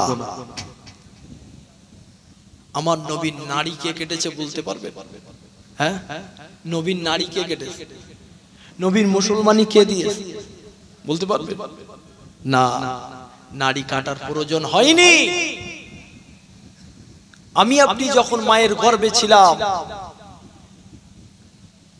আমার মা বোনেদের পিরিয়ডটা বন্ধ হয়ে যায়, যখন সে প্রেগন্যান্সি হয়, অন্তঃসত্ত্বা হয়, ওই নারীর সঙ্গে আমার আপনার নারীর সংযোগ করে দিয়েছিল আল্লাহ। একটা বদ রক্তের নারীর সঙ্গে সংযোগ। আল্লাহ পাক ওটা চাইলেন না যে আমার হাবিবের নারীর সঙ্গে ওটা যোগ হোক। আল্লাহ পাক বিনা যোগে আল্লাহ আমার নবীকে মায়ের গর্ভে পাঠালেন। জোরে বলেন সুবহানাল্লাহ। নারী কাটার প্রয়োজন হয়নি, মুসলমানি দেবার প্রয়োজন হয়নি। আমার নবীকে বর্তমান সন্ধিক্ষণে অনেকে বলে মূর্খ, বলেন নাউজুবিল্লাহ। নবীর কোন শিক্ষক নাই, নবীর কোন গুরু নাই, নবীর কোন ওস্তাদ নাই, তাই বলে আমার নবী মূর্খও নয়। আল্লাহ পাক আমার নবীকে 5 প্রকারের মর্যাদা দিয়েছে। সর্বপ্রথম যে ওয়াজ করছিলাম, সর্বপ্রথম বলেছিলাম 3 প্রকারের সূরাত আর 5 প্রকারের মর্যাদা। এতে 2-2.5 ঘন্টা 3 ঘন্টার ওয়াজ আছে এই 8টা বিষয়ের ভিতরে। কথা বুঝতে পেরেছেন আমার ভাই জানেরা, আব্বা জানেরা? আমার নবী পাকের 5 প্রকারের সূরাতের ভিতরে, এই 5 প্রকারের মর্যাদার ভিতরে নাম্বার 1 মর্যাদা হলো ইলম, শিক্ষা, জ্ঞান। জোরে বলেন সুবহানাল্লাহ। কেমন জ্ঞান, কতটা জ্ঞান, কতটা ইলম? পৃথিবীর জমিনে যদি 100 ভাগ জ্ঞান পাঠানো হয়, ইলম পাঠানো হয়, নবীর কাছে আছে 99 ভাগ, আর 1 ভাগ জ্ঞান আল্লাহ পাক ডিভাইডিং করেছে, ভাগাভাগি করে দিয়েছে, সবাই নিয়ে নে যা। আমি আশিক বিল্লাহ কিছুটা পেয়েছি, আপনি কিছুটা পেয়েছেন, সলিমুদ্দি কলিমুদ্দি কিছুটা পেয়েছে। জি, কেউ ডাক্তার হয়েছে, কেউ মাস্টার হয়েছে, কেউ দার্শনিক বৈজ্ঞানিক ইঞ্জিনিয়ার হয়েছে, কেউ আলেম হাফেজ ওলামা হয়েছে, কারি সাহেব হয়েছে। তাতেই আমরা বলি আমি বড় বক্তা, এ বলে আমি বড় ডাক্তার, এ বলে আমার মতো দার্শনিক নাই, আমার মতো ইঞ্জিনিয়ার নাই। আমরা ইলিম মারপিট করছি, 1 কিঞ্চিত পরিমাণ পেয়েছি। আর নবীর কাছে 99 ভাগ আছে। ইলিমের দরজা, ইলিমের মর্যাদা আল্লাহ পাক আমার নবীকে দিয়েছে। জোরে বলেন সুবহানাল্লাহ। তাহলে আমাদের তুলনায় আমার নবীর পাণ্ডিত্যটা কেমন ছিল আপনি একটু গবেষণা করেন, চিন্তা করেন। আল্লাহ নবীকে বলে মূর্খ, আল্লাহ নবীকে বলে নবীর কোন গুরু নাই, শিক্ষক নাই, আল্লাহ নবী মূর্খ। এই কথাটা অনেকেই বলতে লাগে। ও জানেরা, আল্লাহ পাক আমার নবী পাকের কোন ওস্তাদ রাখেনি গো, আমার নবী পাকের কোন গুরু রাখেনি গো। কেন কেন আমার নবীর ওস্তাদ নাই? আমি আপনাকে খুব সংক্ষেপে বুঝিয়ে দিচ্ছি।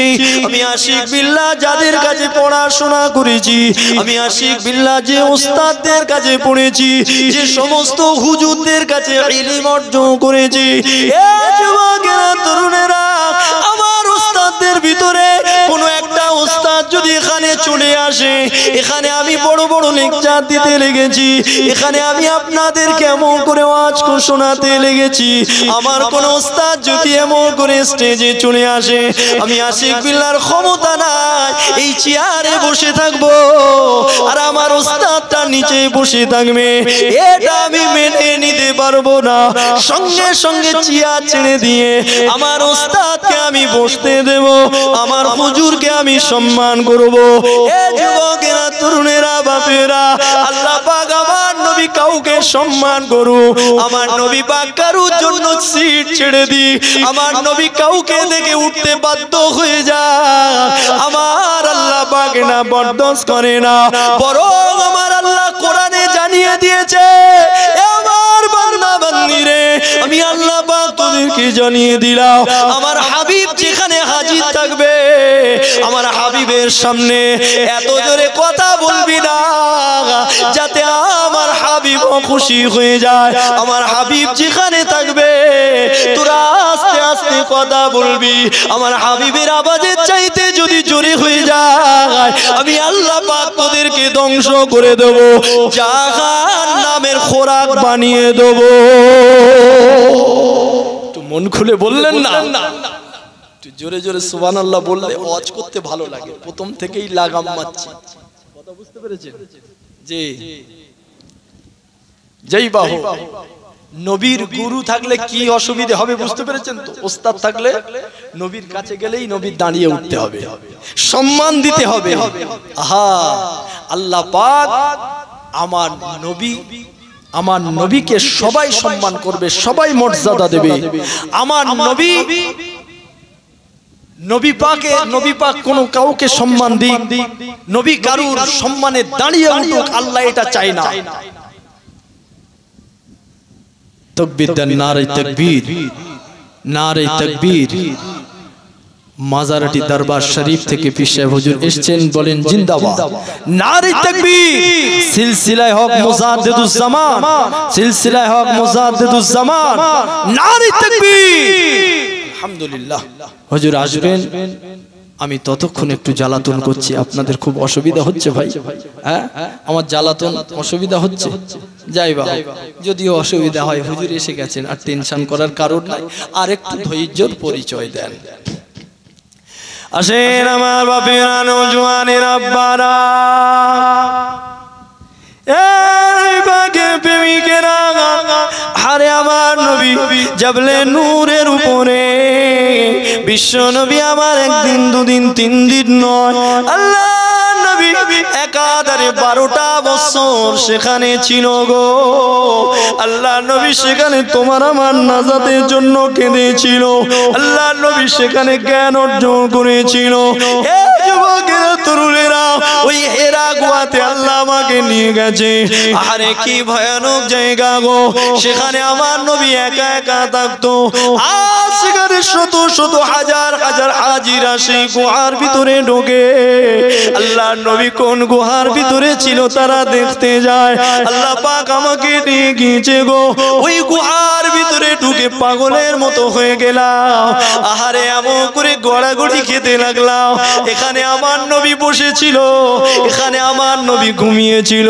এখানে আমার নবী খেলান দিয়ে বসেছিল তাই একটু নিজের শরীরটাকে গড়াগড়ি দিয়ে নিয়েছিলাম এই যুবকেরা তরুণেরা ওই হীরা গুহার ভিতরে শিক্ষক ছিল লা ইলাহা ইল্লাল্লাহ আর ছাত্র ছিল মুহাম্মাদুর রাসূলুল্লাহ এই যুবকেরা তরুণেরা আরে আমার নবী শিক্ষক তো দূরের কথা দুনিয়ার মানুষ নবী শিক্ষক কেন হবে গো আমার নবী তো শিক্ষক রূপে এসেছে আল্লাহর নবীর শিক্ষালয়ে যারা শিক্ষা অর্জন করেছে আমার নবী পাকের পাঠশালায় যারা ভর্তি হয়েছে এই যুবকেরা আমার নবীর কলেজে যারা পড়াশোনা করেছে আল্লাহর নবীর কলেজ কোনটা ছিল মদিনার নববী শরীফ ছিল ওই মদিনার নববীতে সাহাবায়ে কেরামেরা এমন করে যখন আমার নবীর কাছে গিয়ে শিক্ষা অর্জন করতে লাগতো এই যুবক শুনে রেখে দাও আল্লাহর নবী তাদের লাকাব দিয়েছে গো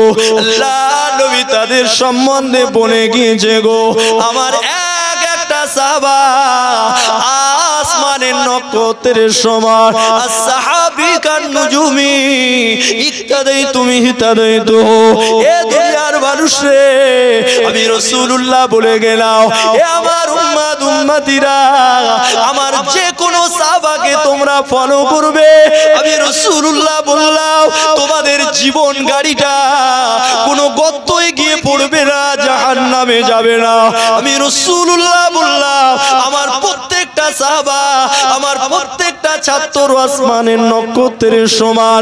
যাকে ফলো করবে, আমল করবে, তার জীবন গাড়িটা দয়ার জান্নাতে চলে যাবে।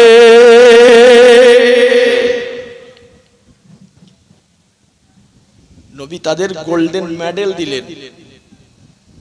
তারা এক একটা আসমানের নক্ষত্রের সমান। আর সেই নবীকে বলে মূর্খ, নাউজুবিল্লাহ বলে।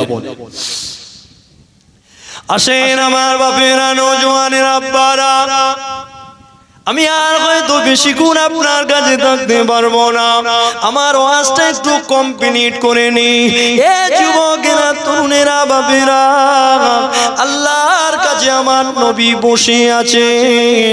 এমন সময় আল্লাহ পাক বলেছিল, হাবিব রে, তামাম পয়গম্বরদেরকে আমি আল্লাহ পাক মুস্তাজাবুদ দাওয়া একটা করে দোয়া করতে বলেছিলাম, আর ওই দোয়া কবুল করব ওয়াদা করেছিলাম। এ আমার হাবিব রে, ওই দোয়াটা আমি আল্লাহ পাক তোমাকেও করার জন্য ইজাজত কানা দিলাম। ওই অফারটা আমি আল্লাহ পাক তোমাকেও দিলাম। এ আমার বাবেরা, আরে আমার নবীকে তো মাঝে মাঝে চাইতেও লাগতো না। আমার নবী কলিজায় উদয় হওয়া কথাটা আল্লাহ পাক কবুল করে নিত। তারপরেও আমার আল্লাহ পাক বললেন, হাবিব, এই অফারের দোয়াটা তুমি আমার কাছে করো। তামাম পয়গম্বরদের দিয়েছি, তোমাকেও দিলাম। আল্লাহ নবী সেদিন কি বলেছিল? এ যুবকেরা, তরুণেরা, কোন নবীর উম্মত ওই দুনিয়ায় এলে আমার নবী বলেছিল, আল্লাহ পাক এই দোয়াটা কি কিয়ামতের ময়দানে করতে পারবো? কিয়ামতের ময়দানে কি এই দোয়াটা চাইতে পারবো? এখন যদি না দোয়াটা চাই, কিয়ামতের ময়দানে কি চাইতে পারবো?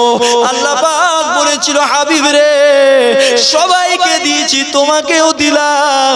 হাবিব, তুমি এখনো চাইতে পারো, কিয়ামতের ময়দানেও চাইতে পারো। আল্লাহ নবী সেদিন বলেছিল, আল্লাহ এই দোয়াটা আমার এখন দরকার না। আমার গুনাহগার উম্মত উম্মতির নাজাতের জন্য কিয়ামতের ময়দানে এই দোয়াটা চাইবো।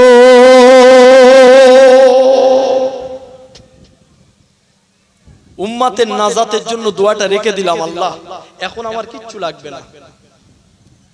আমি আপনি হলে কি করতাম বলেন? আল্লাহ একটা চারতলা বাড়ি বানিয়ে দেন, একটা বড় গাড়ি দিয়ে দেন, কয়েক লক্ষ টাকা দিয়ে দেন, এরকম করে কিছুটা চেয়ে নিতাম। নবীর এসব কিছু ছিল ভাই? বড় বাড়ি, এত টাকা, বড় গাড়ি, এসব কিছু ছিল? আহা, নবী আমার উম্মতের জন্য ওই অফারটা রেখে দিলেন। নবীর ঘরে কত কিছু ছিল দেখেন, খুব ভালো করে শোনেন, কত কিছু ছিল দেখেন। ওমর নবীর ঘরে ঢুকেছে, হযরতে ওমর রাদিয়াল্লাহু তাআলা ঢুকে চতুর্দিকে দৃষ্টি আকর্ষণ করছে, দেখছে একটা দড়ি দিয়ে বেঁধে বেঁধে একটা খাট করা আছে। এক কোনায় একটা পানির মশক আছে আর একটা গিলাস আছে। এছাড়া বলার মতো আর কিছু দেখা যাচ্ছে না। কথা বুঝতে পেরেছেন? বলার মতো মানুষের সঙ্গে যে এই দেখেছি ওই দেখেছি নবীর ঘরে, বলার মতো আর কিছু নেই। মাথায় দিয়ে শুতে হয় বালিশ, এই বালিশও দেখা যায়। হযরতে ওমর ফারুক কাঁদতে লেগেছে, চোখ দিয়ে টপ টপ করে পানি ঝরছে। নবী বলছে, ওমর কাঁদো কেন? বলে, হুজুর, দিন ও দুনিয়ার বাদশা, বাদশার ঘরে ঢুকলাম, বাদশা মাথায় দিয়ে শোবে, একটা বালিশ নাই, একটা গদি নাই। হুজুর, বেয়াদবি নেবেন না হুজুর, আপনি যদি আমাকে বলেন, আমি ওমর আপনার জন্য একটা নরম তুলোর বালিশ করে দেবো আর একটা গদি বানিয়ে পাঠিয়ে দেবো। জোরে বলেন সুবহানাল্লাহ। নবী বলেছিল, হ্যাঁ বাবা পাঠিয়ে দাও। হ্যাঁ, এখনকার হুজুর হলে, হ্যাঁ পাঠা রে বাবা, পাঠা পাঠা, শখ করেছিস দে। কথা ঠিক বলছি না ভুল?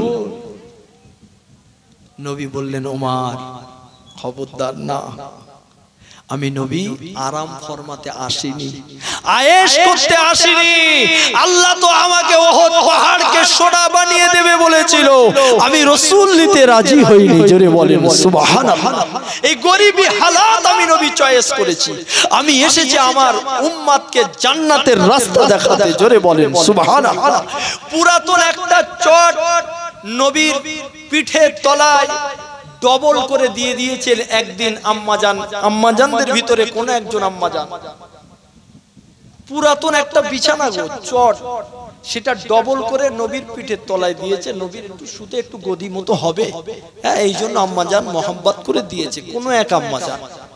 নবীর সেদিন রাত্রে ঘুম ভাঙতে একটু দেরি হয়েছে। নবী ক ওয়াক্ত নামাজ পড়তেন বাবা বলতে পারবে? 6 ওয়াক্ত নামাজ পড়তেন। আমরা ক ওয়াক্ত পড়ি? বলে হুজুর কেন? জুম্মা জুম্মা 8 দিন 8 কে নামাজ পড়ি, 8 কে নামাজ আর খাট কে নামাজ আর 360 কে নামাজ জানেন? 8 কে নামাজ মানে জুম্মায় জুম্মায় মসজিদে যায়, আর খাট কে নামাজ মানে এক শ্রেণীর মাল আছে তারা কি করে জানেন? সেই সৌদি আরব থেকে বাড়ি আসে, খাটের নামাজ পড়বে, তাই মানে জানাজা নামাজ পড়বে। আল্লাহ নবী বলেছে 2-3 জন মিলে পড়ে দিবি, ও নামাজ হয়ে যাবে। আর ও ওই নামাজটা পড়ার জন্য ভিসা করে চলে আসে। মসজিদের পাশের ময়দানে রাখা আছে খাট, লাশ রাখা আছে, আর মসজিদে জোহরের নামাজ হচ্ছে। কিছু ব্যক্তি আছে দেখবেন ওই লাশের পাশে ঘোরাঘুরি করে, ফরজ নামাজটা মসজিদে হচ্ছে জোহরের জামাত, ওটাও পড়ার জন্য আসেনি, ও খাটের নামাজ পড়তে এসেছে। 8 কে নামাজ, খাট কে নামাজ আর 360 কে নামাজ। 360 কে নামাজ কোনটা জানেন? সারা বছর তাদের দেখা যায় না। আর দেখবেন ঈদের দিন সকাল সকাল এইসা বড় জামা পরে পাগড়ি পরে একবার ইমাম সাহেবের পিছনে বসে যায়, এরকম আছে না? না, হ্যাঁ মনে জানো ডাইরেক্ট হিসাব চলে আসে, ডাইরেক্ট ফেরেশতা লেবে আসলে নাকি ওই 360 কে নামাজ। আমার বাপ ভাইরা, আমার নওজোয়ান যুবকেরা, কি কথা আলোচনা করছিলাম, এদিক চলে গেলাম। দেখি তো এতক্ষণ তো আপনারা আমার কথা শুনলেন, আমি একটু ভুলে গিয়েছি, মনে করে দেন তো কি আলোচনা করছিলাম। একজন বলেন দিন দেখি, হবে না? হ্যাঁ হ্যাঁ দেখেছে, তার মানে আপনারা সব ভকাস। বললাম একটু খুশি হতুম সবাই মিলে যদি বলতেন। বিশ্ব নবী ডবল করে চট একটা বিছিয়ে দিয়েছে, খেজুর পাতার বিছানের তলায় একটু চট বিছিয়ে দিয়েছে ডবল করে, পুরাতন চট। নবীর জাগ্রত হতে দেরি হয়ে গেছে, নবী 6 ওয়াক্ত নামাজ পড়তেন, এই কথা আলোচনা করছিলাম। আমি তো মানুষ রে বাবা, অন্যদিকে চলে গেছি, ভুলে গেছি, একটু মনে করে দিতে হয়। হ্যাঁ 6 ওয়াক্ত নামাজ, আর আমরা 360 কে নামাজ পড়ি বছরে একবার করে, এই কথা বলছিলাম। যাই বাহু, আল্লাহ পাক আমার ভাইকে ঈমানের সঙ্গে কলমা নসিব করেন, সবাই বলেন আল্লাহুম্মা আমিন। যাই বাহু, নবীর দেরি হয়ে গেছে তাহাজ্জুদ পড়তে, উঠতে রাত্রে দেরি হয়ে গেছে। তাহাজ্জুদের নামাজ নবীর উপরে অপরিহার্য ছিল। আহা কত কথা বলবো, এই যে অপরিহার্য ছিল, নবীকে আল্লাহ তাহাজ্জুদ পড়তে বলেছে বলে নবী এত তাহাজ্জুদ পড়ে, এত লম্বা লম্বা নামাজ পড়ে, এত লম্বা লম্বা কিরাত পড়ে, নবীর পায়ের গোড়ালি ফেটে রক্ত বার হয়ে যাচ্ছে। কথা বুঝতে পেরেছেন? একজন সাহাবা বলছে মদিনার নববীতে ঢুকে দেখছি নবী নামাজে আর নূরে জবানে তেলাওয়াত করছে, আমি আর থাকতে পারলাম না, নবীর পিছনে ইক্তেদা করলাম। গভীর রাতে নবী একা একা নামাজ পড়ছেন, সাহাবা বলে গিয়ে দেখছি কি সুন্দর কোরআন তেলাওয়াত হচ্ছে, আর আমি দাঁড়িয়ে গেলাম কতক্ষণই বার নবী তেলাওয়াত করবে। সূরা বাকারা শেষ, সূরা নিসা শেষ, সূরা মাইদা শেষ, জোরে বলেন না সুবহানাল্লাহ। মানে 6 পারা তেলাওয়াত করা হয়ে গেছে, 6 পারা। এক পারা তেলাওয়াত করতে একটা হাফেজের কমপক্ষে 27-28 মিনিট তো লাগবেই, যদি ভালো করে পড়ে। আর দড়ম দড়ম করে যদি পড়ে যায় তাহলে আর কিছু করার নেই। জি মাখরাজ আদায় করে করে যদি মোটামুটি পড়ে, তার 25 থেকে 30 মিনিট লেগে যাবে। 6 পারা তেলাওয়াত করা হয়ে গেছে নবীর। কি বুঝলেন? নবী রুকুতে যাচ্ছে না। সাহাবা বলে একা একা নামাজ শেষ করে চলে গেছি, আর ধৈর্য রাখতে পারলাম না, অনেক রাত হয়ে যাচ্ছে, অনেক সময় হয়ে যাচ্ছে। তাহলে নবীর আল্লাহ বলেছে ঠিকই, কিন্তু নবী সেই হুকুমটা কেমন করে পালন করছে? নবীর পায়ের গোড়ালি ফেটে রক্ত বার হয়ে যাচ্ছে। আল্লাহ আবার একদিন বললেন, হাবিব এত নামাজ পড়ছো কেন? এত লম্বা লম্বা তুমি রেকাত লম্বা করছো, কেরাত লম্বা করছো, তুমি অসুস্থ হয়ে যাচ্ছ, তুমি দিনের দাওয়াতটা দেবে কি করে? হাবিব এত লম্বা করার দরকার নাই। নবী এমন ভাবে আল্লাহর হুকুম পালন করছে, আল্লাহ মানা করছে হাবিব তুমি অসুস্থ হয়ে যাবে, আর আমাদের বলে বলে বলে বলে কান ব্যথা হয়ে যাচ্ছে, বক্তাদের মুখে ফেঁকো পড়ে যাচ্ছে। মুসলমান এখনো সোজা হচ্ছে না। দিনে 5 বার একটু মসজিদে গিয়ে নামাজ পড়বে, একটু বাড়িতেও পড়ে নেবে, মসজিদেও সব সময় যাওয়া লাগে না। আল্লাহ বলে গোটা পৃথিবীর জমিন উম্মতে মুহাম্মাদির জন্য মসজিদ। জোরে বলেন না সুবহানাল্লাহ। যেখানে সময় হবে সেখানে পড়েন, সুযোগটাও আমাদের হয় না। আসেন আমার বাপেরা, নওজোয়ান যুবকেরা, তরুণেরা, এ নবী পাকের প্রেমিকেরা, আরে কোন নবীর উম্মত ওই দুনিয়া জমিনে আল্লাহ পাক তোমাকে আমাকে পাঠালেন। এ নওজোয়ানের আব্বারা, আল্লাহ পাক আমার নবীকে এত ভালোবাসেন, আরে সেই নবী ছুটছে, সেই নবীর ওসিলায় আল্লাহ পাক তোমাকে আমাকে কতটা মহব্বত করে দেখেন। এ যুবকের আব্বারা, তরুণেরা, কিয়ামতের ময়দানে মাশারে, আরে এই নবী পাকের কিছু উম্মত তারা কিন্তু জাহান্নামী হবে। এ যুবকের আব্বারা, তরুণেরা, দেখো দেখো আমার নবী ছুটছে, তোমার আমার মর্যাদা কতটা বেড়েছে। আর অনেক কিছু বলার ছিল, কিন্তু এই কথাটা আমি আপনাকে খুব শর্টে একটু বুঝিয়ে দিই। দেখেন এ যুবকেরা, তরুণেরা, বাবেরা, আল্লাহ পাক তোমার আমার মাকামটা কতটা বাড়িয়েছে। দেখো এক শ্রেণীর উম্মতে মুহাম্মাদি, তাদেরকে আল্লাহ পাক জাহান্নামী বলে দেবে, জাহান্নামের আসামি তারা হয়ে যাবে, এমন করে জাহান্নামের দিকে তারা যেতে লাগবে।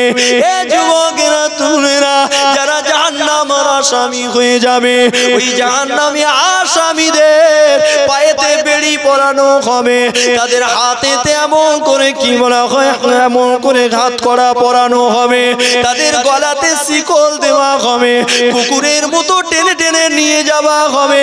কিন্তু উম্মতে মুহাম্মাদির ভিতরে যারা জাহান্নামী বলে ঘোষণা হবে, ওই উম্মতে মুহাম্মাদি গুলো ওরা যখন জাহান্নামের দিকে যেতে লাগবে, ও নওজোয়ানেরা, তাদের পায়ে বেড়ি থাকবে না গো, তাদের হাতে হাত করা থাকবে না গো, তাদের গলাতে শিকল থাকবে না। ওরা যখন জাহান্নামের কাছে পৌঁছে যাবে, জাহান্নামের মালিক দেখে অবাক হয়ে যাবে। জাহান্নামের দরওয়ান ফেরেশতা মালিক আল্লাহকে বলবে, আল্লাহ এ কেমন আসামি তুমি পাঠিয়েছো, এদের পায়েতে বেড়ি নাই, এদের হাতেতে হাত করা নাই, এদের গলাতে শিকল নাই। ও নওজোয়ানের আব্বারা, আল্লাহর পক্ষ থেকে আওয়াজ আসবে, এ জাহান্নামের দরওয়ান ফেরেশতারে, খবরদার, এরা আমার হাবিবের উম্মত। তুই জোরে বললেন না, নারে তাকবীর, খবরদার, এরা আমার হাবিবের উম্মত। যে পাটা একবার মসজিদের দিকে হেঁটেছে, ওই পায়ে বেড়ি লাগবে না। যে হাতটা একবার আমার দিকে এমন করে বাড়িয়ে দিয়েছে, ওই হাতে হাত করা লাগবে না। যে মাথাটা একবার আমার কুদরতি কদমের সাথে লেগে গেছে, সেজদায় চলে গেছে, ওই গলাতে এমন করে শিকল লাগানোর দরকার নাই। জোরে বলেন সুবহানাল্লাহ, একটু জোরে বলেন না সুবহানাল্লাহ। আসেন আমার বাপেরা, নওজোয়ান যুবকেরা, এ নবী পাকের প্রেমিকেরা, যারা জাহান্নামী হয়ে যাবে গো, জাহান্নামের আগুন তাদেরকে খেয়ে খেয়ে, জাহান্নামের অগ্নি এত মারাত্মক, ওই জাহান্নামের অগ্নি তাদেরকে খেয়ে খেয়ে গায়ের চামড়া, গোস্ত, রক্তগুলো শেষ করে ফেলবে, শুধুমাত্র হাড্ডিগুলো থাকবে গো। এ যুবকেরা, তরুণেরা, বাবেরা, কালো কয়লার মতো হয়ে যাবে। কিন্তু উম্মতে মুহাম্মাদিকে আল্লাহ পাক এত ভালোবাসে, উম্মতে মুহাম্মাদি যখন জাহান্নাম থেকে বার হবে, এদের চেহারার কোনো পরিবর্তন হবে না। জাহান্নামে গিয়েও সুসংবাদ আছে কিছু, কথা বুঝতে পেরেছেন? যখন জাহান্নামের ভিতরে পাঠানো হবে, ও নওজোয়ানের আব্বারা, উম্মতে মুহাম্মাদির ক্যাটাগরির ভিতরে যদি তুমি পড়ো, উম্মতে মুহাম্মাদ মুহাম্মাদির ক্যাটাগরির ভিতরে যদি তুমি পড়ো, আল্লাহ নবীর সুন্নাত অনুযায়ী যদি জীবন যাপন করো, আরে যদি তুমি হাকিকাতে উম্মতে মুহাম্মাদি হতে পারো, এ যুবকেরা, তরুণেরা, বাপেরা, ইহুদিও তো নবীর উম্মাহ, নাসারাও তো নবীর উম্মাহ, অন্য জাতিরাও তো নবীর উম্মাহ, তুমি আমিও তো নবীর উম্মাহ। তাহলে হাকিকাতে উম্মাত আছে না নাই? ইহুদি নাসারাও তো নবীর উম্মাত, কথা ঠিক না বেটি? তাহলে হাকিকাতের ব্যাপার আছে। আর হাকিকাতে যদি হতে পারো, আর যদি কিছু বড় বড় গুনাহ তোমার থেকে থাকে, তার কারণে তোমার আযাব ভোগ করতে হবে, এরম ব্যাপার যদি হয়, এক শ্রেণীর উম্মতের জন্য হবে, কিতাবে আছে। ওই জন্য আপনাকে বলছি, তাদেরকে জাহান্নামের ভিতরে দেওয়ার পরে হুকুমে ইলাহি হবে আল্লাহর পক্ষ থেকে, আয় আমার হাবিবের দোস্তের উম্মত, তোদের জবানটা বন্ধ রাখিস না, তোদের জবানে পড়তে থাক লা ইলাহা, পড়ে লা ইলাহা ইল্লাল্লাহু মুহাম্মাদুর রাসূলুল্লাহ।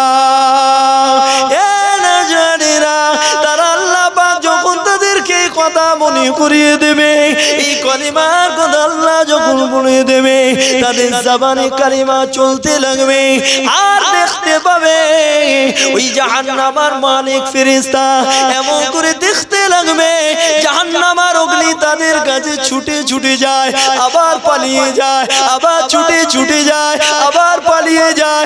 এমন সময় মালিক ফেরেশতা বলবে, এ জাহান্নামের অগ্নি রে, কি হয়েছে তোর, কেন এমন করে পালাতে লেগেছি, এমন করে কেন তুই ওদেরকে ধরিস না?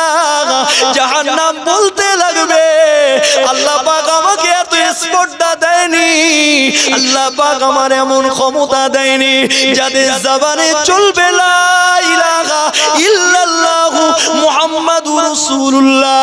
এই বাক্যগুলো, শব্দগুলো যারা করতে থাকবে, এই কলেমা যারা পড়তে থাকবে, আল্লাহ পাক আমার এত ক্ষমতা দেয়নি, আমি তাদেরকে পড়াবো। ইস, একটু জোরে বলতে ইচ্ছা হলো না? নারে তাকবীর। তাহলে কি হবে? ঘুম মরণের মতো, মরণের ছোট ভাই ঘুম, কথা বুঝতে পেরেছেন? ঘুম, আপনাকে ঘুম পাড়িয়ে দেওয়া হবে।